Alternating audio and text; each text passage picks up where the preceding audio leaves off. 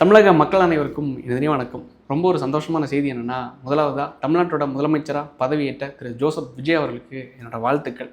கிட்டத்தட்ட 5 நாட்கள் ஹாஸ்பிட்டலில் இருந்தோம். லைக் அம்மா அப்பா வெட்டு குத்து ராஜாபுரம் பிரச்சனை, கோர்ட்டு கேஸு போலீஸுன்னு சொல்லிட்டு அதுக்கு பின்னாடி அலைகிறதுங்கிறது கிடையாது. அது ஒரு ட்ராமா. என்னடா இந்த கேஸ் என்னாச்சு, பெயில் கிடச்சா கொடுத்தாங்களா, இல்லை நம்ம இன்ட்ரீம் பெட்டிஷன் போட்டோமா, லைக் கோர்ட்டில் அப்ஜெக்ஷன் பண்ணோமா, அதுக்குள்ளே போய் நம்ம ஏதோ ஒரு பர்சனல் வெஞ்சன்ஸாவோ இது பண்ணி அந்த ஒரு அரசியலில் அதெல்லாம் தேவையில்லாதது. சரி, ஓகே, ஏதோ ஒரு துயரம் நடந்ததை கடந்து போய் தான் ஆகணுங்கிறதுக்காக தான் சரி அதை விட்டுட்டு அதுக்கு அடுத்த கட்டம் பார்த்துடலாங்கிறதுக்காக மறுபடியும் அரசியலுக்குள்ளே பேச ஆரம்பிச்சிருக்கோம். ஆக்சுவலாக என்னென்னா, இன்றைக்கும் ஒரு சுவாரஸ்யம். இத்தனை நாள் நம்ம பேசினதுக்கும் கிடைத்த மிகப்பெரிய ஒரு வெற்றியாக ஆட்சி மாற்றம் நடந்திருக்கு. மிகப்பெரிய ஒரு ஆலமரம் சொல்லிட்டு 75 ஆண்டுகள் அரச மரமோ ஆலமரமோ அப்பனோ தாத்தாவோ பேரனோ கொள்ளு பேரனோ ஒட்டு மொத்தமாக அரசாட்சி ஒழிஞ்சு மிகப்பெரிய ஒரு மக்களாட்சி தமிழ்நாட்டில் இன்றைக்கி ஆட்சியில் உட்கார்ந்துருக்காங்க. எனக்கு அரச மரம் எல்லாம் வேணாம்ப்பா, இந்த சின்ன தை அழகாக வளர்ந்து வருது, இந்த தை வளர்ந்ததுக்கப்புறமா எனக்கு இந்த நல்ல காய்கனிகளை எனக்கும் என்னோட அடுத்த ஜெனரேஷனுக்கும் கிடைத்தா போதும் அப்படிங்கிற ஒரு நம்பிக்கையெல்லாம் மக்கள் வாய்ப்பளிச்சிருக்காங்க. அந்த நம்பிக்கையை பூர்த்தி செய்கிற அளவில் திரு விஜய் அவர்கள் இன்னைக்கு மக்களுக்கான, அதை நம்ம தொடர்ந்து எல்லாரும் எதிர்பார்த்த விஷயம் என்ன, பெண்களுக்கான பாதுகாப்பு, இந்த போதை, இந்த ரெண்டுமே மிகப்பெரிய லெவலில் ஒழிக்கப்படணும். அதை தாண்டி ரவுடிசம், கட்ட பஞ்சாயத்து எதுவுமே இங்கே நம்ம தமிழ்நாட்டில் இருக்கக்கூடாது. ஒரு பீஸ்ஃபுல்லான ஒரு சொசைட்டி, ஒரு என்வரான்மெண்ட், ஒரு ஆம்பியன்ஸ் இருக்கணுங்கிறது தான் எல்லாரும் எதிர்பார்த்தது.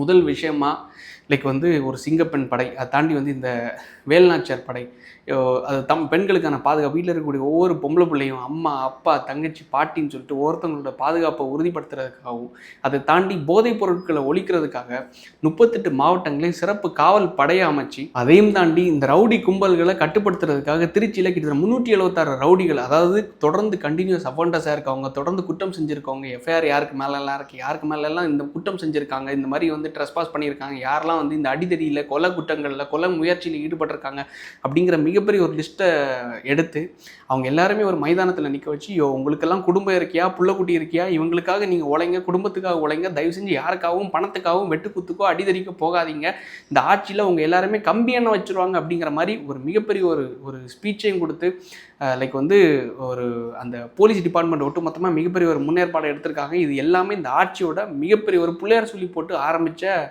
ஒரு கோடாக தான் நம்ம பார்க்கணும். அதை தாண்டி இன்னொரு முக்கியமான விஷயம் என்ன தெரியுமா, வழிபாட்டு தலங்கள், கல்லூரிகள், பள்ளிகள், இதுக்கு 3த்துக்கும் பக்கத்தில் இருக்கக்கூடிய கரெக்டாக 2016 2016 இதே மாதிரி தான் ஜெயலலிதா அம்மையார் அவர்கள் 2வது வாட்டி ஆட்சிக்கு வந்ததுக்கப்புறமா 500 மதுக்கடைகளை மூடினாங்க கம்ப்ளீட்டாக. அதே மாதிரி அங்கே 500, இங்கே எவ்வளோ தெரியுமா, 776 மதுக்கடைகள் தமிழ்நாடு முழுவதுமாக இருக்கக்கூடிய பள்ளிகள், கல்லூரிகள், தேவாலயங்களுக்கு பக்கக்கூடிய, அதாவது வழிபாட்டு தலங்களுக்கு பக்கத்தில் இருக்கக்கூடிய, அது கிறிஸ்டின் கோயிலோ இல்லை ஹிந்து கோயிலோ இல்லை மசூதிகளோ, இதுக்கு பக்கத்தில் இருக்கக்கூடிய 776 மதுக்கடைகளை மூடுறதுக்கான உத்தரவையும் இன்னைக்கு கொடுத்துருக்காரு மரியாதைக்குரிய தமிழ்நாட்டோட முதலமைச்சர் திரு விஜய் அவர்கள். காரணம் என்னென்னா, இதை அக்செப்ட் பண்ண முடியல. திடீர்னு ஏதோ கனவு மாதிரி இருக்குது. என்னடா இது, நேற்றைக்கு வரைக்கும் ஏதோ ஸ்டாலின், ஏன்னா நம்ம பார்க்குற விஷயம் என்னென்னா, ஸ்டாலின் அவர்களை பல வருஷமாக அரசியலில் பார்க்குறோம். கருணாநிதி அவரோட மகன், அதை தாண்டி எடப்பாடி அவர்களையும் கிட்டத்தட்ட 5-6 வருஷமாக நம்ம அரசியலில் இப்போ தான் லைம்லைட்டில் பார்க்குறது மூலமாக அக்செப்ட் பண்ண முடியுது. எம்ஜிஆர் அவர்களுக்கு அப்புறமா ஜெயலலிதா அவர்கள் அப்படின்னு சொல்லிட்டு அக்செப்ட் பண்ண முடியுது. திடீர்னு என்னடா ஒருத்தர் அரசியல் கட்சி ஆரம்பித்தார், ஒட்டுமொத்த 75 ஆண்டுகள் ஒரு ஆலமரத்தையும் கவுத்து விட்டார். இங்கே ஒரு 50 வருஷம் ஆன ஒரு எம்ஜிஆர் அவர்களுடைய படைபலம், அதை தாண்டி ஜெயலலிதா அம்மையார் அவர்களால் உருவாக்கப்பட்ட கட்சி, ஒட்டுமொத்த அதையும் சுக்குநூறாக உடைச்சிட்டார். இப்போ அந்த கட்சி தான் இந்த கட்சிக்கு மிகப்பெரிய ஒரு பக்கபலமாக வரப்போகுதுங்கிற ஒரு செய்தி வந்துட்டுருக்கு. இன்னைக்கு காலையில் கிட்டத்தட்ட 11 மணிக்கு இந்த வீடியோவை ஷூட் பண்ணிகிட்ருக்கேன். ஆக்சுவலாக அந்த செய்தி என்னென்னா, சிவி சண்முகம், எஸ்பி வேலுமணி, இவங்க எல்லாருமே லைக் அதிமுகவோட மிகப்பெரிய ஒரு தூண்கள்னு சொல்லிட்டு சொல்லலாம். இவங்க எல்லாருமே சிவி சண்முகம் அவருடைய தலைமையில் ஒரு கூட்டம், எஸ்பி வேலுமணி அவருடைய தலைமையில் ஒரு கூட்டம்னு சொல்லிட்டு தாவேகாவுக்கு ஆதரவு அளிக்கிறேன் அப்படிங்கிற மாதிரி இன்றைக்கி காலையிலே ஒரு செய்தி வந்துட்டுருக்கு. அதாவது மிகப்பெரிய ஒரு மெத்தனத்தில் இருந்துட்டு இருக்காங்கல்ல, திமுக தான் பிச்சை போட்டிருக்காங்க, திமுக தான் டிவிகேக்கு பிச்சை போட்டு ஆட்சி அதிகாரத்தில் உட்கார வச்சுருக்காங்க, நாங்கள் மட்டும் விசிகாவை அனுப்பலைன்னா, நாங்கள் மட்டும் கம்யூனிஸ்ட்டை அனுப்பலைன்னா உங்களால் ஆட்சியிலே உட்கார முடியாது. ஒரு வாட்டி ஆளுநர் திருப்பி அனுப்புகிறாரு, பெரும்பான்மை இல்லைன்னு சொல்லிட்டு பல வாட்டி விஜய் அவரோட கார் யூட்டன் போடுது. லைக் ஆளுநரோட மாளிகைக்கு போகிறாரு, பாதி வெளியில் திருப்பி யூட்டர்ன் ஆகுது. லைக் இது எல்லாத்துக்குமே முற்றுப்புள்ளி வச்சதே திமுக தான். நாங்கள் போட்ட பிச்சையால் தான் இந்த தாவேகா தமிழக வெற்றி கழகம் வந்து ஆட்சி அதிகாரத்தில் உட்கார்ந்துருக்கு அப்படின்னு சொல்லிட்டு பலர் பேசவும் செய்கிறாங்க, இன்றைக்கும் பேசிட்டு தான் இருக்காங்க. இதுக்கு ஒரு முட்டுக்கட்டாக இது இருக்குங்கிறது நானும் நம்புகிறேன். ஒருவேளை ஏன்னா ஏற்கனவே வந்து திமுக கூட்டணியிலேருந்தும் லைக் காங்கிரஸ் கட்சியிலேருந்து 5 எம்எல்ஏக்கள் வந்து ஆதரவு கொடுத்ததுக்கப்புறமா தான் 108லேருந்து இவங்களோட எண்ணிக்கை அதிகரிச்சதுக்கப்புறமா பெரும்பான்மையை காணிச்சு இன்னைக்கு ஆட்சி அதிகாரத்தில் உட்கார்ந்துருக்காங்க. இன்றைக்கி சட்டசபையில் விவாதம் போயிட்டுருக்கிறது என்னென்னா, லைக் உதயநிதி ஸ்டாலின் அவர்கள் குறிப்பிட்ட விஷயம், என்னோட கிளாஸ்மேட்டாக என்னோட லைக் காலேஜில் படித்தவர் தான் இன்றைக்கி வந்து முதலமைச்சராக இருக்கார் அப்படின்னு சொல்லிட்டோம். லைக் அங்கே வந்து ஒரு கலந்துரையாடல் போயிட்டு இருக்கிற சுச்சுவேஷனில் இந்த பெரும்பான்மையை நிரூபிக்கிற ஆரம்பத்திலே சொல்லிட்டு இருந்தாங்க என்னன்னா, அதிமுக வந்து நாங்கள் டிவிகே கூட போயிட்டோம்னா ஒரு நிலையான ஒரு நல்லாட்சி இருக்கும் அப்படின்னு சொல்லிட்டு பதிவு பண்ணிட்டு இருந்தாங்க. அதுக்கப்புறமா அடுத்த ஒரு குளறுபடி என்ன நடந்துச்சு தெரியுமா? டிஎம்கேவும் ஏடிஎம்கேவும் கூட்டணி வைக்க போகிறாங்க. எந்த ஒரு காரணத்துலையும் இந்த புது கட்சி, அதாவது முன்னாடி படங்கள் எல்லாம் சொல்லியிருப்போம், ஒன்னி நான் இரு இல்லை நீ இரு, ஆனால் புதுசாக இன்னொருத்தன் வரக்கூடாதுன்னு சொல்லிட்டு. அதே மாதிரி தான் இவங்க 2 பேரும் கூட்டணி வைக்க போகிறாங்கன்னு சொல்லிட்டு எடப்பாடி அவர்களும் அதை தாண்டி வந்து ஸ்டாலின் அவர்களும் ஒன்றிணைஞ்சிட்டாங்க. ஸ்டாலின் அவர்களும் தோத்துட்டாரு. உதயநிதி ஸ்டாலின் அவர்களும் ஒன்றிணைய போகிறாங்க. அந்த 2 கட்சிகளை ஒன்றிணைச்சிட்டாங்கன்னா அவங்க ஆட்சி அமைச்சிருவாங்கன்னு சொல்லிட்டு அங்கே ஒரு செய்தி போயிட்டு இருந்துச்சு. ஆனால் இப்போ என்ன நடக்குதுன்னா, இன்றைக்கி வந்த செய்தி என்னென்னா, எடப்பாடி அவர்கள் இந்த திமுகவுக்கு நேர் எதிராக தொடங்கப்பட்ட இந்த அதிமுகவோட கொள்கையே ஒட்டுமொத்தமாக மறந்து எங்ககிட்ட திமுக கூட நம்ம கூட்டணி அமைச்சிடலான்னு சொல்லிட்டு நான் முதலமைச்சர் ஆகிறேன், அதாவது எடப்பாடி அவர்கள் முதலமைச்சர் ஆகிறேன்னு சொல்லிட்டு எங்ககிட்ட சொன்னதை எங்களால் ஏற்றுக்க முடியல. ஸோ அதனால் இப்போது சிவி சண்முகம் மற்றும் எஸ்பி வேல்மணி அவங்க 2 பேரோட தலைமையில் எம்எல்ஏக்கள் உடஞ்சி டிவிகே பக்கம் வர்றதுக்கான வாய்ப்புகள் அதிகம். இவங்க வந்தாங்கன்னு வைங்களேன், இவங்க சொல்கிற இந்த பிச்சை கணக்கு, நாங்கள் வந்து போட்டனால தாண்டா நீங்கள் ஆட்சி அமைச்சிங்க, நாங்கள் மட்டும் இல்லைன்னா உங்கள் ஆட்சி இல்லை, ஆளுநர் உங்களுக்கு என்றைக்கோ அமுச்சு விட்ருப்பாங்க, திருப்பி ஆளுநரோட ஆட்சி அமைஞ்சிருக்கும் அப்படின்னு சொல்லிட்டு இவங்க மெத்தனை போக்கு இருக்குல்ல, அது ஒட்டுமொத்தமாக உடையும் என்று நம்புகிறேன். இன்றைக்கி காலையில் இந்த வீடியோ ஷூட் பண்ணுற டைமில் இன்னும் அது இணையறதுக்கான பேச்சுவார்த்தைகள் போயிட்டுருக்கு, ப்ரெஸ் மீட்டை கொடுத்துட்ருக்காங்க. ஸோ அது எந்தளவுக்கு ஒரு நல்ல ஒரு முயற்சியாக இருக்குங்கிறது எனக்கு தெரில. ஸோ உங்களுக்கு தெரிஞ்சுன்னா தயவு செஞ்சு கமெண்ட்ஸில் பதிவிடுங்க. இதையும் தாண்டி இன்னொருத்தங்க புதுசாக பேசினது என்னென்னா, நம்ம தான் தொடர்ந்து பேசுவோமே, லைக் இன்றைக்கி அந்த கட்சி காணாமல் போயிடுச்சு, காணாமல் போனனால இனி பேச வேண்டாம்னு சொல்லிட்டு நானும் ஒரு முடிவெடுத்தேன்.